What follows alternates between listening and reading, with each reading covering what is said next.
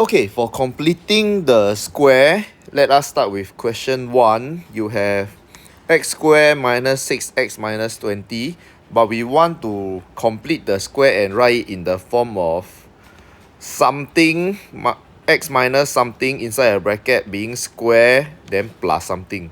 So all the x is inside the bracket which is square already. So you want to transfer all the x inside the bracket. Okay, so how we get to all this number is actually very simple one. You look at your original x squared minus 6x minus 20. It will always be put my x inside a bracket, then the bracket there is a square. When I have x squared, this one will always be x. Then what comes inside the bracket after the x will be, I look at my minus 6x. I look at what is the number in front of x. This time it is minus 6, so I just divide it by 2. Then I will have minus 3. So first part of the answer come out already. X minus 3 whole thing bracket square. Then when I wrote this minus 3 inside the bracket, it will create a minus 3 whole thing bracket squared, because end up there will be a square to this minus 3. I will create an additional 9, which is why I must always minus back the 9, which is the minus 3 squared. Okay, so from the minus 6, I will get this minus 3. This is the first part. Then, because I write this minus 3, I have created an additional minus 3 square, which is positive 9. Then I must minus back the 9. So I must minus back this. And then all this is before I touch this minus 20. So the minus 20 will still be at the back. Then I just simplify it. Minus 9 minus another 20.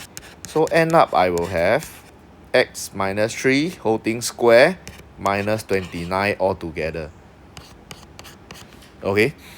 Then after that, the solving part is we replace this entire left hand side with what we have found just now. X minus 3 whole thing equals to 0.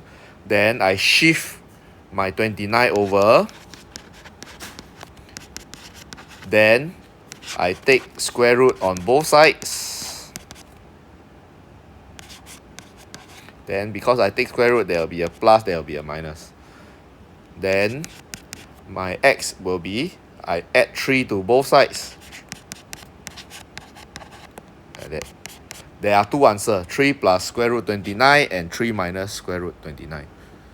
Okay, always just like that only. So if we look at question 2, x squared plus 10x minus 2, straight away I can write down it is going to become x. Then I look at the number in front of x plus 10. So I just take the number only, don't care the x already. Plus 10 divided by 2 become plus 5. So it is plus 5. This thing square. Because I have created a 5 square, then I must minus away this 5 square.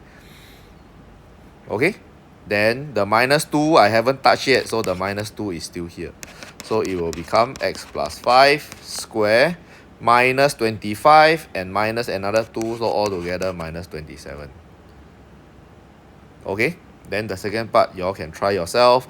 Then again, all this is just from the number plus 6 become plus 3. Then because I have added a plus 3 square, I must minus back this number here square.